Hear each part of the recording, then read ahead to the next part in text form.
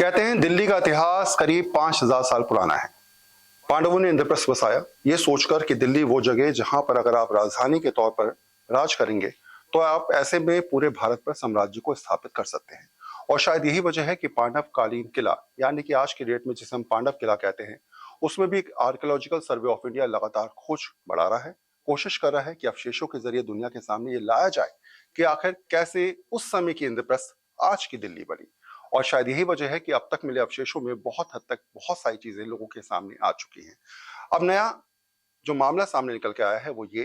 कि एएसआई ने यह तय किया है कि दिल्ली के अंदर जो म्यूजियम है, यानी कि ओल्ड म्यूजियम है, उसके अलावा एक नया म्यूजियम तैयार किया जाए और वहां पर संग्रहालय में उन चीजों को प्रस्तुत किया जाए जो सिर्फ पुराना किला या दिल्ली के उन तमाम किलों से निकल के सामने आए हैं, जो कहीं ना कहीं समझाते हैं कि मानव सभ्यता में अब तक किस तरीके से चीजों को प्रस्तुत किया गया है। दिल्ली के पुराने किले में जो चीजें अब तक निकल के आई वो करीब मान के चलिए 2500 साल या 3000 साल के इतिहास को प्रदर्शित करती हैं। लेकिन अब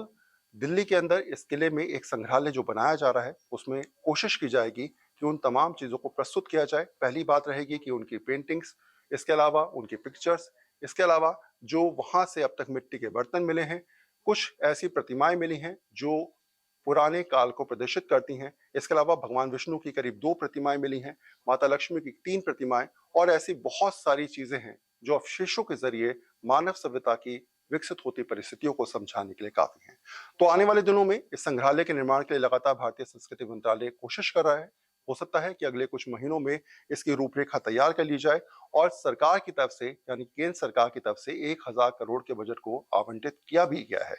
तो 2027 तक इसको तैयार करने की बात जरूर की जा रही है, लेकिन ये जरूर देखना होगा कि जो ये नया संग्रहालय बनेगा उसमें ये तय किया जाएगा कि दिल्ली के इतिहास को कैसे प्रदर्शित किया जाए। ये समझाया जाएगा कि दिल्ली का इतिहास अब तक जैसा रहा है उस इतिहास को दुनिया के सामने लाया जाए और ये समझाया जाए कि समृद्धि के हिसाब से अब तक 5000 साल के इतिहास को, हर पन्ने को जनता के सामने, देश के सामने और उन पर्यटकों के सामने रखा जाए जो कहीं ना कहीं समझ सकते हैं कि आखिर दिल्ली किस तरीके से लगातार आगे बढ़ती रही, यहाँ पर एक के बाद एक शासन होते रहे, लगातार संस्कृति बदलती रही, सभ्यताएं यहाँ पर आके चली गई, लेकिन अब भी दिल्ली